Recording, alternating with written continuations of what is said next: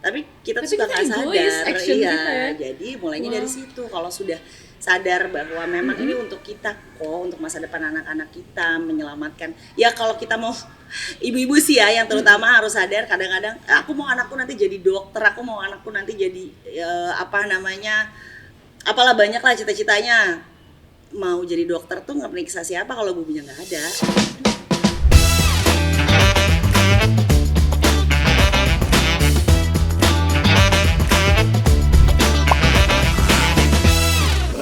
Assalamualaikum, selamat datang kembali ke podcast Gelombang Suara. Ini adalah sebuah podcast yang dibentuk oleh tim Disaster Management Center Dompet Duafa, DMC Dompet Duafa. Dan hari ini saya udah seneng, bahagia banget karena datang ke sebuah daycare ya, daycare-nya kakak Yasmina Hasni. Jadi kita sudah dihadirkan seorang perempuan luar biasa, seorang ibu yang juga menggagas Peribumi. Oh, Masya Allah, pas tadi sebelum kita on cam udah ngobrol-ngobrol, sangat kagum banget sih sama sosok seorang Kak Yasmina ini. Mari kita sambut Kakak Yasmina Hasni.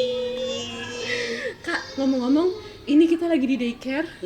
Ini ada hubungannya nggak sih Kak sama kayak latar belakang Kak Yasmina membuat Peribumi?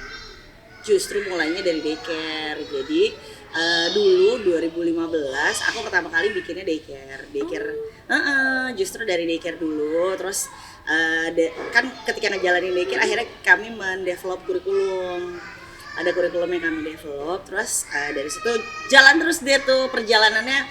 Jadi panjang lah 8 tahun ini sampai ke preschool, kindergarten, bikin catering makanan anak-anak. Macem-macem ya Kak? Iya, terus sampai akhirnya komunitas orang tua kan. Dari komunitas orang tua akhirnya kita denger lah banyak cerita tentang keresahan yang mulai kerasa kan, alergi lah, sesak nafas lah dan sebagainya. Terus apa ya yang bisa kita lakukan kan, gimana caranya supaya kita bisa sama-sama, ya udahlah kita kan sebagai komunitas kita harus melakukan sesuatu bareng-bareng. Ya udah, ada aku bikinlah Peribumi. Wow, so ini seru banget nih. Kita jujur baru pertama kali podcast di daycare, jadi suara backsoundnya tuh kayak gemes banget. Bocor semua ya. Jadi kayak ngerasa pas masuk nih kayak hidup banget ya, suasananya kayak banyak anak kecil gemes gitu. Dan aku tuh jadi semakin clear gitu ya, ngelihat latar belakang Kak Yasmina, daycare. Makanya Peribumi ini benar-benar kayak bukan hanya gerakan aja, tapi juga gerakan yang benar-benar didasari orang-orang yang aktif dalam membuat kurikulum. Dan aku melihat beberapa kelasnya nih Kak, ini bukan hanya melibatkan ibu, seorang ibu, tapi juga guru dan juga anak-anak. Iya. Kenapa memilih hal yang holistik seperti itu? Ya karena memang kita lihat segala sesuatu kan harus ngelihatnya dari integrate ya. Aku nggak pengen sih misah-misahin antara satu. Jadi karena dari awal kurikulumnya memang diset untuk lifelong learner.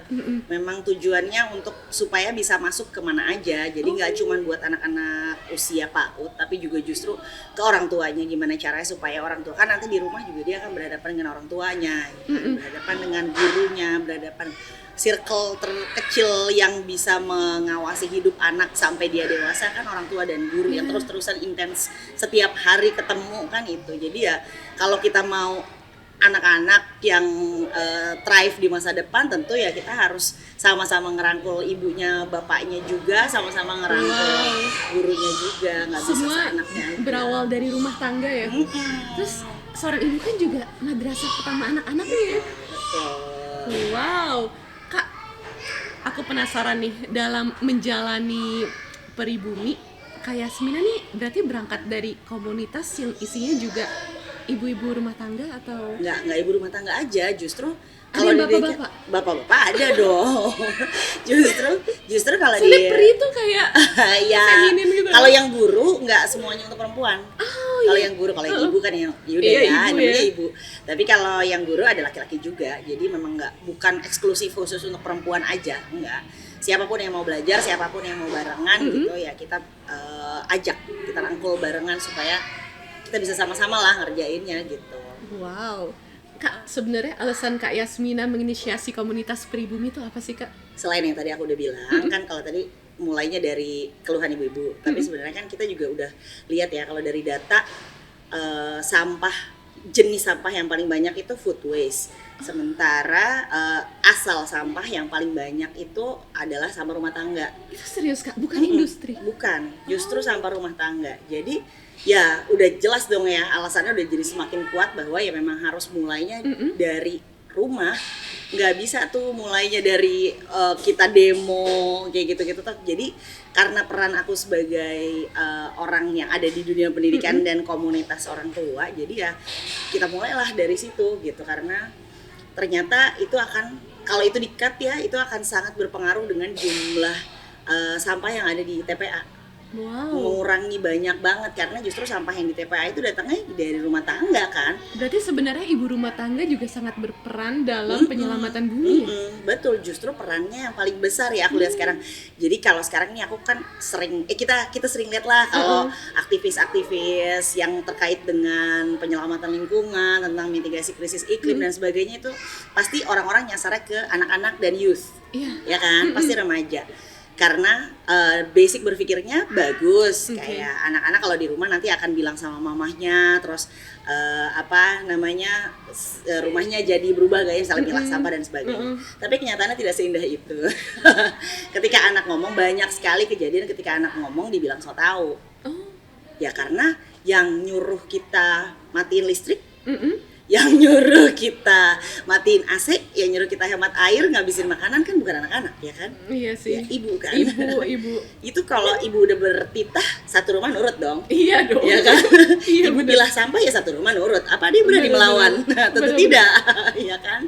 Jadi ya Setuju. Aku juga takut sama ibu. ya makanya kalau udah matiin lampu ya pasti matiin lampu, habisin makanan ya pasti dihabisin gitu kan. Makanya penting banget mensasar ibu-ibu supaya bisa melakukan aksi nyata, jadi bisa tertular dalam lingkup keluarga ya. Udah otomatis tuh kalau Wow. udah bapaknya ngikut, anak-anaknya ngikut, nanti kan tetangganya ngikut. Yang paling ramah di Bener. komplek kan ibu-ibu. Apalagi kalau ibu-ibunya influencer, followernya bisa Itu tertular followers. juga ya dengan Kalau habit-habit di baik gitu. kehidupan sehari-hari yang belanja di tukang sayur ibu-ibu. Iya benar. Iya kan, yang belanja ke supermarket ibu-ibu, yang ngurusin apa segala macam arisan dan sebagainya ibu-ibu juga. Jadi sebenarnya peran ibu-ibu tuh penting banget, cuman seringkali kesampingkan karena dianggap ibu-ibu. Ya kayak kita suka ngeledek di meme sen kiri belok kanan.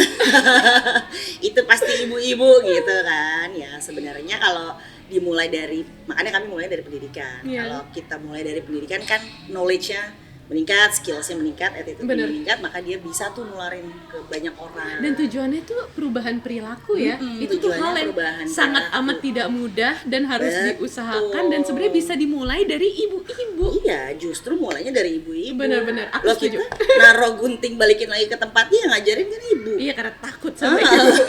Betul. Tapi bener sih, aku jadi inget, aku kan mulai milah sampah di rumah, tapi jujur karena kapasitas aku juga masih belum sanggup memilah sampah rumah tangga di rumah, jadi aku masih milah sampah hasil usaha aku dan sampai aku hasilkan sendiri, plastik, kardus dan lain sebagainya.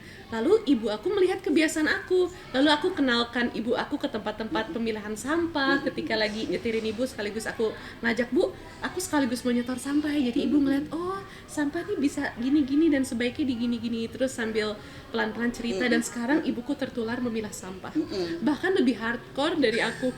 Sampai kayak mie instan apa yang kecil-kecil tuh dicuciin, Oh iya, terus iya. dipilah. Dan alhamdulillah ada beberapa tempat pemilahan sampah yang masih menerima sampah kecil-kecil itu residu ya. seperti itu. Dan aku tuh jadi inget tentang salah satu kolaborasi atau anak gerakan ya dari Pribumi Ibu Sama Asaka. Ibu Asaka. Oh, kalau Ibu Asaka tuh sebenarnya justru programnya. Jadi Pribumi itu kan nama movementnya nih. Nah, Atasi keluarga, atasi sampah keluarga. Wow. Jadi Pribumi itu kan nama movementnya. Lalu di dalam Pribumi itu ada 3 workshop. Memang isinya Pribumi ini 3 workshop ini Berarti utama. ini kayak salah satu bentuk program lokakaryanya. Jadi ada 5 sih sebenarnya, program utamanya itu ada 5. Yang 3 ini workshop workshop untuk ibu-ibu tuh kami bikin 4 tahun lalu 14, tahun ini 11. Iya, karena nanti apa namanya si pembicaranya itu akan seminggu sekali ibu-ibunya akan ikut kelas online biar bisa se-Indonesia. Wow. Guru, terus habis itu anak-anak. Ini kalau yang guru namanya Salina, kalau yang anak-anak namanya Kapten Kepik. Lucunya. Jadi nanti mereka akan setelah selesai kelas mereka akan harus membuat project. Jadi along kelasnya berjalan, mereka juga ngisi worksheet, terus ya proses untuk assess sampai ke jadi project. Berarti ini bukan hanya kayak one hit jeder, tapi juga berkala ya, makanya kan dibentuk kurikulum. Iya. Masya Allah, ikhtiar ibu-ibu tuh kepengennya kan soalnya ibu-ibu tuh kan sebenarnya sat-sat banget, kreatif banget gitu. Kalau udah ada apa-apa langsung aja. Dan tangguh banget, seperti kayak Yasmina ini. Ibu-ibu lain yang dari tadi aku ngobrol. Jadi kita bikinin tuh biar terkerangka lah, biar rapi. Jadi kalau misalnya suatu hari nanti proyeknya jadi bagus kan, mereka bisa dapat grants lah, bisa dapat apalah gitu kan. Jadi bisa jalan terus gitu loh, pengennya kan long lasting lah gitu, jangan sekedar gitu kan, sayang ya. Tadi dari tahun berapa Kak? 2021. Udah berapa banyak nih ibu-ibu yang ikut workshopnya? Waktu 2021 dari seluruh Indonesia. Seluruh Indonesia, betul. Wow. 2021 itu kami mulai campaign-campaignnya kelas pertama 2022 itu hanya 55 ibu dan 11 fasilitator. Tapi yang daftar ada 380. Nah, semua pendaftar yang tidak terpilih, jadi kami melakukan seleksi.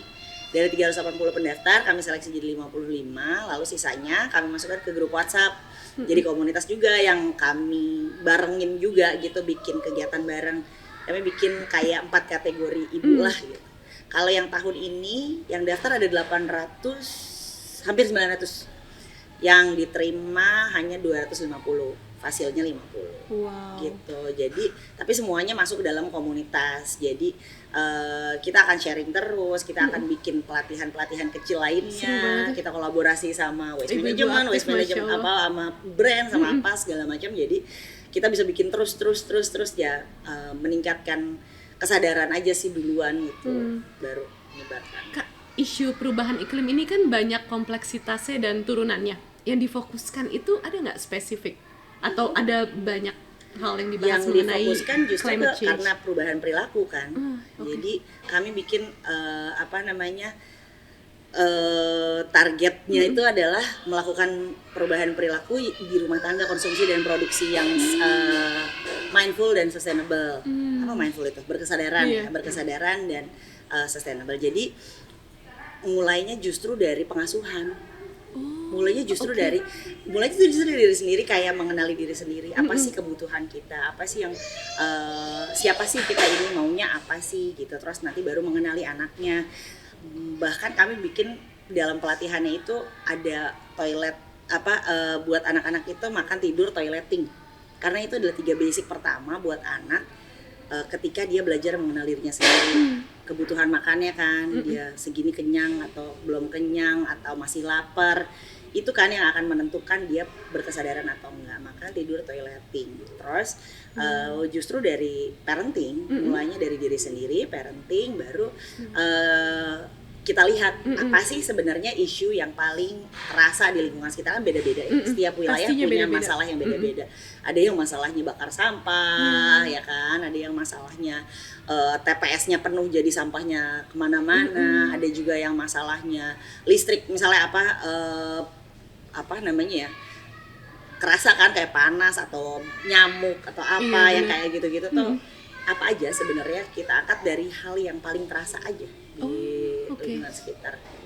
Terus jadi relate gitu. Diangkat lalu dibikin kelas-kelas yang berpegang pada kurikulum. Yang bikin kurikulumnya siapa Kak? Itu keren banget soalnya. Serius? Wow. Kayak Yasmina kan aktif banget ya Kak ya. Aktif dalam berbagai komunitas. Karena sebelum ini kan kita pernah kenal di sebuah komunitas lainnya. Masya Allah nih luar biasa banget nih teman-teman Kak Yasmina. Itu saling mempengaruhi dalam Kak Yasmina membuat kurikulum nggak sih Kak? Misalnya pengalaman di sini kayaknya ini akan bagus nih kalau Oh, iyalah, dijadikan jelas. sesuatu untuk ibu-ibu di pribumi gitu misalnya. Justru basicnya karena kita bikinnya namanya connection based, jadi Connection based apa itu?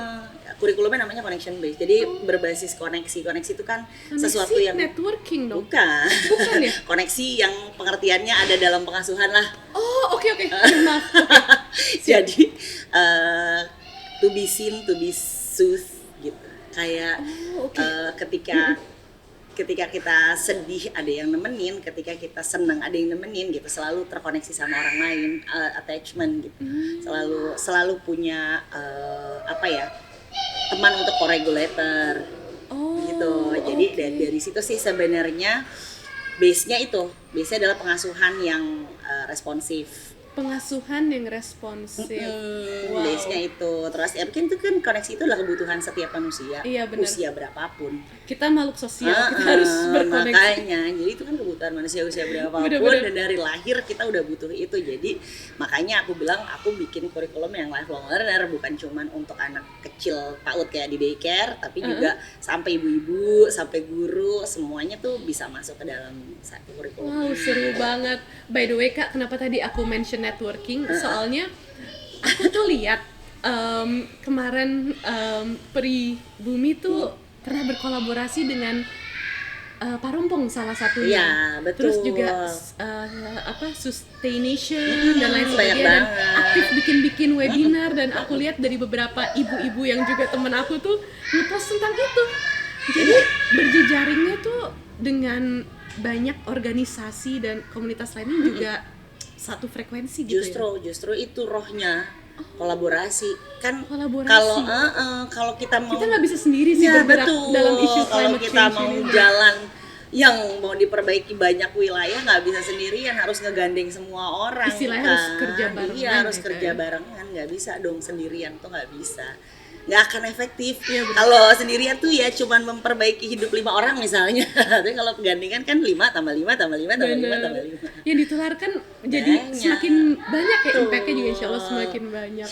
Ngomong-ngomong soal climate change, kita kan ngerasain banget ya sebenarnya kayak bumi ini berjalan ke arah yang makin mengkhawatirkan. Kayak misalnya panas yang makin kerasa panas, terus belum lagi banjir dan lain sebagainya. Alam nih kayak udah mulai berteriak gitu.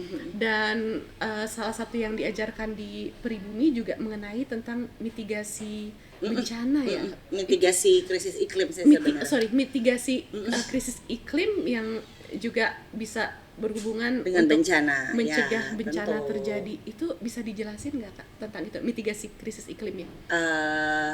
Jadi kan kalau kita nih, aku tuh suka kan kalau di program dunia tuh ada adaptasi dan ada mitigasi itu. Oke.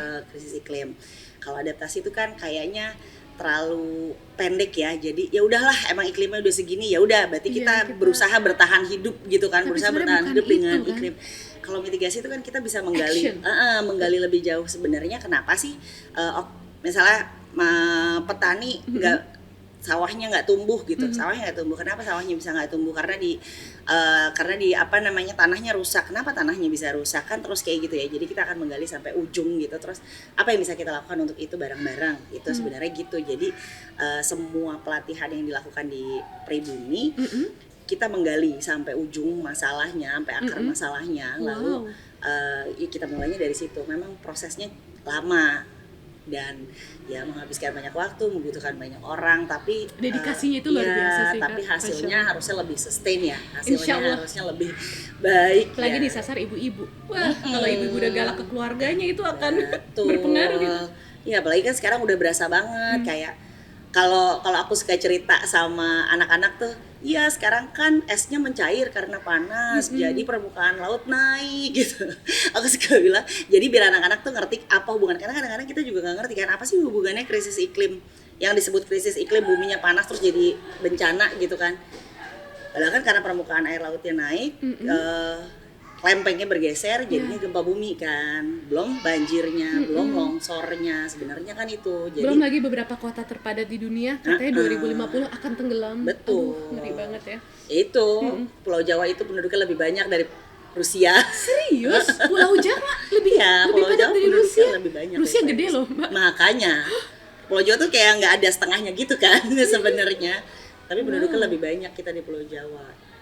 Wow, jadi ya kawan baik semuanya, kalian yang mau berdonasi, jangan tunggu sampai bencana terjadi, langsung aja scan QR code di layar kalian, donasi ke DMC Dompet Duafa. Kak, kira-kira action apa yang bisa kita lakukan dalam gerakan akar rumput ini, yang kira-kira bisa diaplikasikan buat kawan baik semua, aku yang belum ibu-ibu gitu, dan mungkin juga ibu-ibu yang menonton podcast Gelombang Suara ini. Yang pertama tentu harus mulainya dari beliefs ya, dari Yakin kesadaran, ya? Oh, kesadarannya justru. Jadi harus being conscious gitu ya. Kalau aku suka cerita sih, kayak manusia itu adalah makhluk paling lemah, tapi paling sombong. Maksudnya? Jadi, Astagfirullahaladzim, maaf. Kalau sombong tuh kayak merasa banyak dosa gitu. ya soalnya kalau alam dia akan regenerasi sendiri. Tumbuhan kalau lihat aja, kalau rumah kosong ditinggal dia akan tumbuh dikasih dirambatin tanaman kan. Jadi sebenarnya tumbuhan, hewan itu akan beradaptasi dengan lebih baik pada apapun yang terjadi. Tapi kita manusia nggak bisa. Kita yang paling jerit-jerit, kena nyamuk aja ribut, kena panas ribut. Dan kalau mereka bisa regenerasi, kita punah. Gitu. Tapi yang ngerusak kita. Kita egois. Dan kita harus melakukan aksi nyata untuk memperbaiki ini. Kita yang rusak. Jadi itu dulu, mulailah dari situ dulu bahwa kita yang butuh. Jadi ini bukan isu tentang polar bear. Berarti kita harus sadar aksi-aksi ini nih buat kita, buat ya? anak-anak kita, buat buat orang tua kita, bukan buat polar bear, bukan buat penyu, bukan buat burung yang nelan botol plastik, bukan.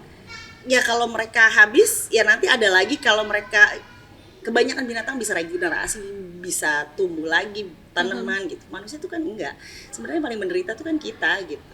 Tapi kita tuh suka nggak sadar. Iya. Jadi mulainya dari situ. Kalau sudah sadar bahwa memang ini untuk kita kok, untuk masa depan anak-anak kita, menyelamatkan. Ya kalau kita mau, ibu-ibu sih ya yang terutama harus sadar. Kadang-kadang aku mau anakku nanti jadi dokter, aku mau anakku nanti jadi apalah banyak lah cita-citanya. Mau jadi dokter tuh nggak periksa siapa kalau bubunya nggak ada. Aduh.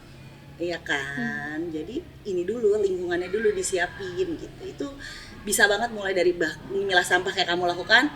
Itu tuh ngaruhnya di mengurangi jumlah sampah yang ada di TPA, karena TPA itu melepas gas metan. Gas metan itu kan GHG ya. Jangan sampai kayak TPA Wing Gajah gitu. Betul, meledak. Itu bisa, dan begitu dia juga food waste katanya yang sampah paling banyak. Sampah paling banyak food waste. Dan karena dicampur-campur kan, jadi tidak bisa diapa-apain. Sebenarnya food waste itu kan bisa dikompos. Bisa jadi tanah subur lagi. Berarti kelas mengkompos pasti ada di... Ada, tentu saja. Wow, aku pengen belajar deh. Gitu. Kadang aku ngekompos nggak berhasil Kak loh, jadi curhat. Oh, masa sih? Gampang loh padahal kompos itu. Kayak katanya sih kalau kata temen aku nggak ada kompos yang gagal. Itu semua tergantung berarti panennya lama. Ya bisa, tapi biasanya buang-buang airnya yang air lembab yang gitu. Jangan sampai lembab, dia harus kering gitu aja sih. Berarti buat teman-teman apalagi ibu-ibu langsung aja ikutin kelasnya Pribumi kurikulumnya karena mantap. Ada nggak sih Kak pengalaman-pengalaman menarik dalam melakukan workshop dengan teman-teman Pribumi? Kan ini kan audiensnya nih se-Indonesia. Pasti penyerapannya kan beda-beda ya dari Sabang sampai Merauke. Bisa diceritain dikit nggak kayak menarik? Atau mungkin challenge-nya dalam menularkan perubahan perilaku? Aku yakin itu tidak mudah. Yang paling gemes ya karena ibu-ibu kan kegiatannya udah banyak. Ngurus anak, ngurus rumah tangga, apalagi yang bekerja gitu-gitu kan. Jadi keren ya ibu-ibu ya. Ribet segala macam gitu, tiba-tiba dikasih worksheet suruh ngisi kayak anak kuliah. Ya challenging tentu saja. Yang lucu kayak mereka, tapi kami tuh rajin banget bikin FGD. Jadi kayak rutin aja diajak ngobrol. Kadang-kadang ibu-ibu tuh cuman harus disemangatin aja, karena banyak sekali kasus yang teman kelompok ini udah bisa bikin ini, aku mah belum apa-apa, aku belum ngerjain ini, kayak kamu tadi gitu loh. Tapi aku juga cuman sedikit-sedikit. Itu tuh masalah yang sebenarnya bukan masalah gitu loh. Jadi kayak ya nggak apa-apa, mulai aja, yang penting mulai kan. Kalau mulai bisa nularin orang, itu kan udah melakukan sesuatu gitu. Pelan-pelan banget juga nggak apa-apa, tapi jangan diem gitu. Ibu-ibu tuh suka nggak pede, itu sih yang paling gemes tuh itu. Jadi kayak kita harus nggak apa-apa, bisa loh, mulai aja dari kecil. Iya boleh, bikin itu boleh. Jadi harus terus-terusan disemangati, didorong-dorong. Ayo bisa. Seru banget ya. Iya, yang gemes jadi kan ada. kalau kalau nggak pede tuh juga akan menemukan rekan Makanya, sejawat yang bisa saling semuanya tuh menyemangati akan saling itu ya. oh kalau menurut aku gini aja, teman-temannya akan saling komen, oh kalau aku caranya gini, coba gini aja gitu loh. Jadi makanya kita sering tuh FGD Seru ngumpul kalau yang wilayahnya deketan ketemuan. Kalau ada kadang-kadang aku juga bikin event di sini kayak oh ya bikin kolaborasi sama Berarti siapa. aktif ketemu kopi darat juga ya? Kalau yang satu wilayahnya lingkungan, satu deket-deket lingkungan. ya bisa tuh Seru sering ketemuan banget. juga. Menghasilkan komunitas-komunitas kecil lainnya nggak sih Kak dari Pribumi? Oh iya, bahkan menghasilkan bisnis. Lucu. Jadi ada yang upcycling kain perca. Hebat ya. Jadi iya, upcycling kain perca. Jadi macam-macam tuh barang yang bisa dia jual. Kan jadi nilai tambah. Dia empowerment perempuan lain juga. Jadi di wilayahnya dia ini dia bisa memperkerjakan perempuan-perempuan ibu-ibu yang ada di situ, bantuin dia ngerjain produksinya dia. Terus habis itu mereka jual atau pesanan siapa atau apa itu yang dia kerjakan dari si apa tuh namanya kalau yang dijahit-jahit di kilt ya, patchwork itu ya, iya. Keren banget. Kayak gitu, bikin kayak gitu-gitu tuh, celana, baju, selimut segala macam. Masya Bikin Allah. dari itu, ada yang jualan sabun dari jelantah. Iya, aku pernah lihat itu. Terus ada yang macam-macam lah, jadi malah kreatif ya komunitas ibu-ibunya. jadi bikin bisnis bareng kan, jadi dia juga dapat pemasukan buat dianya kan, jadi semangat ya gitu. Jadi Menurut Kak Yasmina, solusi yang bisa dilakukan para ibu-ibu untuk mengurangi dampak krisis iklim itu apa Kak? Solusinya ya tentu saja mulai dari hal-hal yang paling sederhana di rumah, ngajarin anak-anak supaya ngabisin makanannya jadi nggak jadi food waste, milah sampah, bisa bikin kompos, bisa ngomong sama tetangga, menceritakan awareness ini sama-sama gitu. Menularkan lewat real action menularkan gitu. ke guru juga bisa loh, datang ke sekolah jemput anak ambil ngobrol biar sekolahnya juga punya program yang sama. Bikin semuanya jadi integrate aja, karena yang bisa bikin begitu sebenarnya ibu-ibu yang selalu mengintegrasikan semuanya ya kan. Bener. Bikin event, bikin apa segala macam, ibu-ibu yang jago. Wow, kalau yang audiensnya anak-anak, ada pengalaman menarik apa Mbak? Audiensnya anak-anak, Anak-anak kan penyerapannya pasti beda ya, sama ibu-ibu consciousness-nya juga pastinya beda. tapi anak-anak lebih enak sebenarnya. Serius, mereka excited gitu. Karena anak-anak masuknya lewat science aja. Ya kan? Karena Dibikin anak-anak kan tertarik, wow, amazed. buat mereka kan itu keren gitu loh. Kita pernah nyeritain soal Bantar Gebang gitu ke anak-anak, perjalanan dari sampah ciki yang mereka buang gitu. Kemasannya. Kemasan yang mereka buang terus kemana, karena banyak yang belum sadar. Sering sekali tuh ngerasanya as long as it's not in my backyard gitu kan. Sampah bersih kok, nggak ada apa-apa, rumah gue bersih gitu. Padahal kan ya dia cuma mindahin sampahnya ke tempat lain, tidak diapa-apain gitu kan.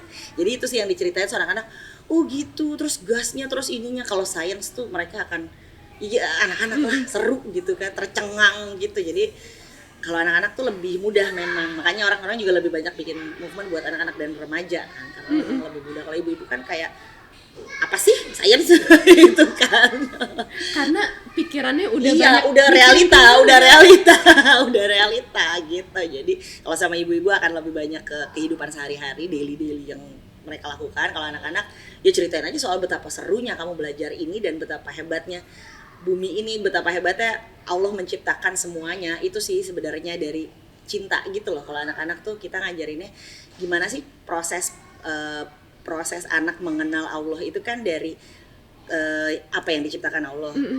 Kita lihat dia, kita ajak dia mengamati serangga misalnya yang paling gampang, ya kan, mengamati hewan, mengamati apa. Nanti kan dari situ dia akan muncul rasa sayang kan. Begitu dia muncul rasa sayang, dia udah otomatis tuh sampai gede juga dia akan sayang dan dia akan berusaha untuk menjaga apa yang dia sayang. Kita kan cuma ngejaga yang kita sayang. Wow, keren banget Kak. Dalam proses membuat kurikulum itu kan nggak mudah ya. Timnya berapa Kak? Gimana ini ceritainnya? Aku jujur amazed loh, kayak itu tuh bukan hal simple gitu loh Kak. Karena aku ngeliat workshop Pribumi tuh sustain, bukan hanya satu hit terus hilang, tapi juga di maintain gitu. Action berikutnya apa sampai ada worksheet yang harus diisi. Itu kan maksudnya itu bukan hal mudah ya untuk membuat kurikulum seperti itu. Ya, kalau konsep dan details itu aku sendirian sebenarnya. Serius? Berarti kayak Yasmina strong itu? Seenggak tidur itu aja. Wow. Terus Gimana itu bagi-bagi nanti baru waktunya? breakdown Wow, kalau keren-keren. udah ke beneficiaries, kalau udah ke ibu-ibunya, udah ke anak-anak itu udah ada tim yang ya udah kita akan oke kan dari situ akan diapain nih, di layout apa nih diapain, terus habis itu udah teknis tuh. Kalau udah teknis aku udah nggak pegang sebenarnya. Jadi kalau aku sampai di konsep dan menjadikan itu sesuatu. Wow. Baru Background habis kayak Yasmina bisa kayak gini tuh apa sih, Kak? background. Keren banget loh. Apa ya? Kok bisa ditularkan ke ibu-ibu lainnya? Aku dulu kuliahnya memang social worker. Kuliah social work. Kuliahnya memang social worker, memang kesejahteraan sosial. Masya Allah. Terus habis itu aku sempat jadi jurnalis di Republika 5 tahun. Wow. Terus ya udah habis itu penasaran aja. Sebenarnya basic aku tuh cuman penasaran gitu. Dan sayang kali ya, aku tuh sebenarnya yang terjadi pada aku setiap hari adalah khawatir. Mungkin Karena seperti climate seluruh change ini. ibu-ibu di dunia ini. Karena aku punya anak. Aku umurku gak akan panjang lagi lah ya. Kita akan meninggal gitu kan, anak-anak masih akan terus melanjutkan kehidupannya di sini. Kalau orang cuman mikirin apa yang harus aku tinggalkan ke anak-anakku, harta, uang, rumah, apa gitu ya, atau pendidikan aja gitu ya, pendidikan sekolah sampai tinggi. Aku mikir gimana caranya mereka bisa melanjutkan kehidupan di suatu tempat. Itu aku ngerasa itu tanggung jawabku gitu. Maksudnya tanggung jawab ibu gitu, tanggung jawab orang tua gitu kan. Mas seorang ibu ya. Iya, jadi kayak gimana ya nanti Ingin kalau mewarisi bumi yang baik untuk betul, anaknya. pengennya kan anak-anak punya tempat tinggal yang nyaman, masih bisa main di rumput, masih bisa main di laut bareng teman-temannya, bareng nanti dia punya keluarga lagi, pengennya kan dia bisa merasakan apa yang aku rasakan selama ini gitu. Jangan sampai kalau buminya makin panas kan dia udah nggak bisa lagi ngerasain itu ya, heat waves aja sekarang udah ngebunuh Wow, ribuan iya benar. orang kan. Paling kerasa sih sama kita heat kan wave. gak kebayang 10 tahun lagi kayak apa, 20 tahun lagi mau kayak apa yang mau aku tinggalin buat anak-anakku. Ya Allah, Kak, aku jadi pengen ngasih kamu sesuatu. Bentar ya, lagi disiapin sama Marsha yang paling cantik. Jadi ini Kak, karena kamu ibu luar biasa, aku bikin ini. Ini blazer, mungkin bisa dipakai buat nanti ngisi Oh workshop. bisa pasti. Bahannya juga insya Ini kamu Allah gambar sendiri? ini tangguh karena jeans. Oke. Iya, ini aku gambar sendiri. The universe favors the brave. Mungkin Oh. favors the ibu-ibu brave. Ibu-ibu yang selalu semangat Sekali ya. untuk menularkan hal baik kepada ibu-ibu lainnya di luar sana. Wih, Terima kasih banyak ya. Semoga Gigi. suka, Kak. Suka banget. tapi aku sangat amat lumayan sering dibikin kagum sama kekuatan seorang ibu sih. Apalagi dalam menularkan hal yang mereka yakini, hal-hal baik, dan ibu-ibu tuh terkenal gigih dan yakin dengan apapun yang mereka lakukan. Kak, ngomong-ngomong tentang environment issue gitu ya, people kan kuncinya gitu ya, manusia. Dan kalau ditarik lagi itu berarti yang paling penting adalah creating good habits-nya, dan mother play a very big role gitu ya. Jadi penting banget untuk seorang ibu untuk bisa nge-create habit-habit baik yang conscious, yang ethical terhadap keluarganya masing-masing, karena semua dimulai dari keluarga. Gitu ya Kak? Iya, Kak, aku jadi pengen berkeluarga Kak. Oke, kalau yang itu aku gak bisa bantu, Ciki, maaf ya. Bagian itu aku gak bisa bantu. Selama conversation ini aku bener-bener amazed, peran seorang ibu bener-bener bisa berpengaruh terhadap climate change yang emang aduh real banget Ya, ini sedang memang. terjadi ya. Hal yang kadang-kadang orang nggak pikirin gitu, kalau sebenarnya ini peran ibu besar banget di Jadi sini. buat kalian jangan pernah nganggep remeh ibu-ibu, karena ibu-ibu ketika bergerak bisa mengubah dunia. Betul. Wow. Semangat ibu-ibu. Ada kata-kata pesan-pesan yang ingin disampaikan ke kawan baik semua yang mendengarkan podcast ini? Apa ya? Aku yakin ada ibu-ibu juga yang mendengarkan soalnya. Ya, pengen banget sih menyatakan agar ibu-ibu tuh jangan kecil hati, karena itu sih yang paling sering kita temui di komunitas keluarga ini adalah ibu-ibu kecil hati, ngerasa nggak keren, nggak PhD gitu, nggak cantik gitu-gitu, nggak bisa nih ngomong di sosial media ngajak orang buat melakukan kebaikan atau melakukan perubahan. Nggak usah mikir ke situ sih sebenarnya. Kayaknya apapun yang bisa kita lakukan, kapanpun bisa kita lakukan aja. Karena cuman itu kuncinya, kita bisa bareng-bareng dan sebisa mungkin ajak orang lain, ajak teman-teman, ajak teman arisan, ajak ibu-ibu di tukang sayur, ajak teman kantor, siapa aja, ajak berapapun yang mau ikut, ajak. Itu sih, pede, ngajak orang, dan jangan lupa anak-anak di rumah dibiasain setiap hari. Wow, dengerin Kak Yasmina dari tadi cerita, aku jadi semakin yakin dengan gerakan akar rumput. Walaupun banyak orang menyalahi industri terhadap climate change yang sedang terjadi, tapi ketika kita melakukan sesuatu aksi nyata dalam gerakan akar rumput, insya Allah akan berdampak baik untuk bumi. Amin. Amin, amin. Makasih banyak Kakak Yasmina untuk waktunya. Sama-sama. Dan buat semua kawan baik semua, kalau kalian merasa podcast ini bisa berdampak baik, tolong sebarkan buat teman-teman di luar sana, apalagi ibu-ibu, karena conversation kali ini menurut aku ini penting banget untuk bisa encourage para ibu-ibu di luar sana supaya bisa semangat terus untuk menularkan hal-hal baik buat ibu-ibu lainnya. Makasih banyak Kakak Yasmina, dan sampai jumpa lagi semua kawan baik. Tetap dengerin terus podcast Gelombang Suara by DMC Dompet.